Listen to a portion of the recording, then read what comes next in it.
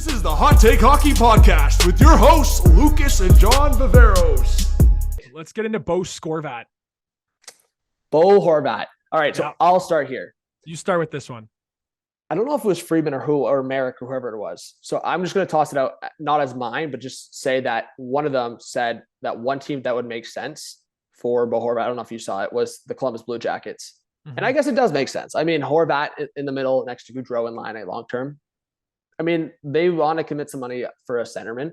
It makes some sense. I actually just put this in the thumbnail for the stream, and I actually talked about on the last pod Boston. So I'm also going to dismiss Boston in my answer here. Mm-hmm. But I have a hot take here, and it doesn't make a lot of sense. But I actually think in terms of making them like the most scary ever that they possibly could be, I actually have the Rangers as a team. And again, I don't know how they would make the money work, but this is where I'm coming from here, is that to me, when I look at like still Kakko and Lafreniere, and like when I talk about the Canucks trying to like go in one direction, like if they want to get younger here, and I'm just thinking the Canucks and Rangers making a deal. So I'm going to pull up the Rangers cap friendly here. And this is where I think this trade could go. So obviously they just signed Trocheck. And this is such a hot take because again, I have to get spicy here with my takes because Boston and Columbus are the easy answers apparently. Mm-hmm. But there's a couple contracts that could go the other way here. One being Philip Hedl. He's a pending RFA. I feel like the Canucks could look at that guy as a intriguing option. Kakko's 2.1, not much of a contract there, but again, Kakko could go the other way here. And if Barclay Goodrow is part of this, going the other way, he's a modified no trade clause. So 15-team no trade list. There's a very high potential he has the Canucks on there. So he would have to waive that. But with those three combined, you're looking at in around $6 to $7 million. I think Bo Horvat could look at the Rangers and be like, that's a contender right there. I would take a little bit of a discount. Maybe Horvat sign, I don't know, 7.5 long term. Mm-hmm. So again, my question, that's not enough, but does Bo Horvat does not have a no trade clause right now, does he? I don't believe so, but I mean, pending UFA, because that adds into it. And for me, when I think of Bo Horvat, I'm trying to figure out, is there teams out there that are going for it, right? Like the Avalanche that would be interested just as a one-time year, one quick rental guy, go win another cup, and then he goes, right? And that's why I have Colorado circled. I think he would literally be the perfect replacement for this run for Nazem Kadri when they lost Nazem Kadri. I think he could put up, the similar numbers to Naz and really be a difference maker for them on the power play too. So I love Colorado as an option. I like that answer a lot. And yeah, man, that's my point of, even when I was trying to make the case of saying like the Rangers could try to keep Horvat long term.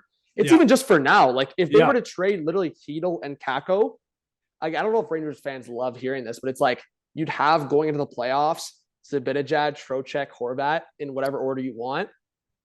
5.5 million right now as a rental potentially for Horvat.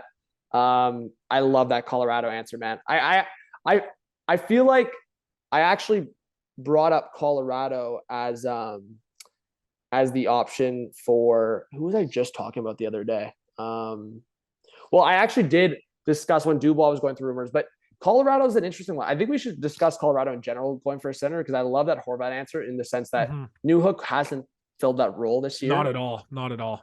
And I think it is a conversation of Colorado going for a big time center rental. And I think that is a big time example of that, the Horvat. But again, will the Canucks let it get to that point again? Because the JT Miller, it's backfiring on them, but that was a scary situation for Canucks fans. That now it's scary in a different way.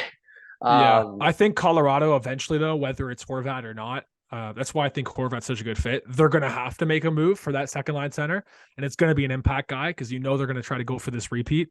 And Evan Rodriguez, Alex Newhook, JT Compher, none of these guys cut it. I'm sorry. These guys are all pieces, but none of them are going to cut it even close to what Kadri did. So that's why I like them. My second answer, Washington.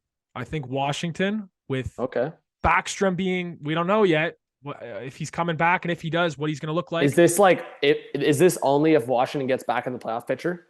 For me, this could Or be is this either past that? this could be either scenario. This could be if they're going if they get back in the playoff hunt, this guy could be a rental and try to re-sign, or this could be, they're near the bottom in 2 months' time. They're still struggling, and they say, you know what, this is our center for the next 5-7 years. This is our plan post Ovechkin. Yeah. And Kuznetsov and Backstrom. This is turning the page on the old team, and Horvat comes in as your new guy. So that I like that as a framework too for Washington to restart their team. Looking into the future. I'll say I like that. We'll see, man. I think Vancouver. I mean, I already made it clear in the last pod, and I think you were kind of agreeing to is like Horvat's not the problem. You should probably be keeping Horvat. There's other guys you should be moving.